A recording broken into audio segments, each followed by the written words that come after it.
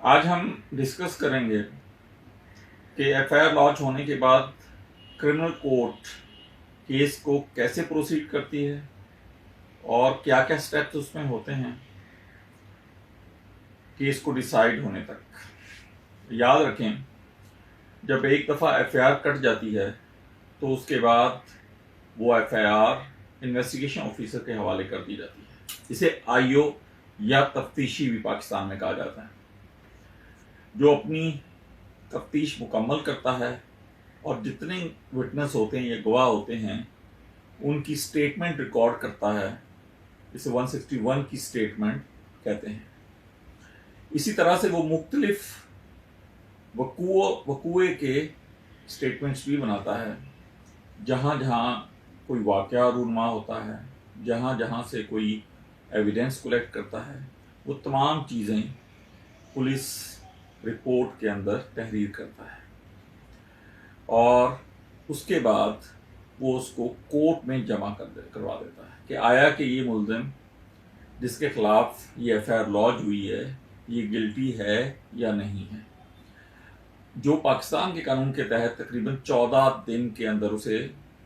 Criminal court کے اندر submit کرنی ہوتی ہے۔ اگر اس 14 دن کے اندر وہ سبمٹ نہیں کر سکتا تو وہ متعلقہ کورٹ سے پرمیشن لے گا کہ مجھے اتنے دن دیے جائیں، اور اس میں ریزنز لکھے گا کہ اس وجہ سے میں یہ رپورٹ کورٹ میں جمع نہیں کروا سکتا۔ جب وہ ایک دفعہ چالان کورٹ میں جمع کر دیتا ہے، اس میں یا تو اسے گلٹی یعنی ملزم کو ڈکلیئر کرتا ہے اور یا اسے انوسنٹ ڈکلیئر کرتا ہے۔ یہ علیحدہ بحث ہے کہ انوسنٹ ڈکلیئر کر بھی دے تو کورٹ کی سیٹسفیکشن تک وہ رپورٹ جو ہے وہ آن ریکارڈ یا اس پہ کوئی آرڈر یس کا نہیں ہوتا۔ کورٹ دوبارہ انویسٹیگیشن کہہ سکتی ہے،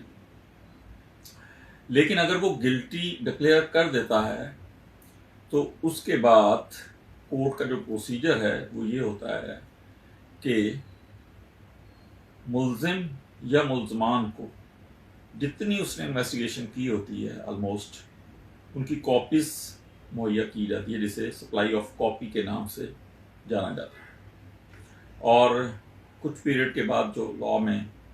درج ہے فریمنگ آف چارج کے لیے کورٹ رکھ لیتی ہے، جس کا مطلب یہ ہوتا ہے کہ اس دن جس دن چارج فریم ہونا ہوتا ہے ملزم کٹہرے میں آتے ہیں، ان کو کورٹ ان پہ جو الزام ہوتا ہے وہ پڑھ کر سناتی ہے اور یہ پوچھتی ہے کہ آیا یہ صحیح ہے یا غلط ہے، آپ اس کو ایکسیپٹ کرتے ہیں یا اس سے انکار کرتے ہیں۔ اگر وہ ایکسیپٹ کر لیں تو اسے پلیڈ گلٹی کا نام قانون میں دیا جاتا ہے، انہیں وہیں سزا ہو جاتی ہے۔ لیکن اگر وہ ڈینائی کریں تو پروسیڈنگ آگے بڑھتی ہے اور پروسیکیوشن سائڈ ایویڈنس پروڈیوس کرتی ہے، اور جب ایویڈنس وٹنس پروڈیوس کرتا ہے اس کے بعد جو صفائی کا جو وہ لائر ہوتا ہے یا وکیل ہوتا ہے وہ ان پہ کراس کا ایگزامینیشن کرتا ہے، یہ کراس کرتا ہے، جرا کرتا ہے جتنے بھی وٹنس ہوں گے، ان کے بعد ایکیوز کی یا ملزم کی یا ملزمان کی سٹیٹمنٹ ہوتی ہے، جسے 342 سی آر پی سی کے تحت ریکارڈ کیا جاتا ہے۔ اگر مجرم اس سٹیٹمنٹ کے ساتھ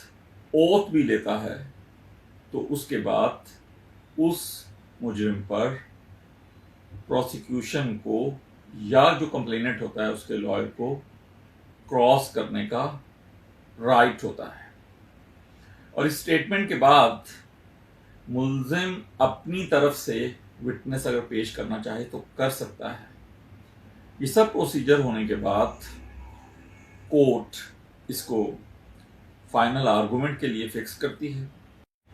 حالانکہ یہ بات بہت واضح ہے کہ سی آر پی سی کے اندر کوئی پروویژن ایسی نہیں ہے کہ فائنل آرگومنٹ کا جس میں ذکر کیا گیا ہو یا رائٹ دیا ہو، لیکن یہ پریکٹس ہے کرمنل کورٹس میں، اور اس کے بعد ورڈکٹ یا فیصلہ سنا دیا جاتا ہے، یعنی یا تو اسے رہا کر دیا جاتا ہے، ریلیز کر دیا جاتا ہے، یا اسے سزا دی جاتی ہے۔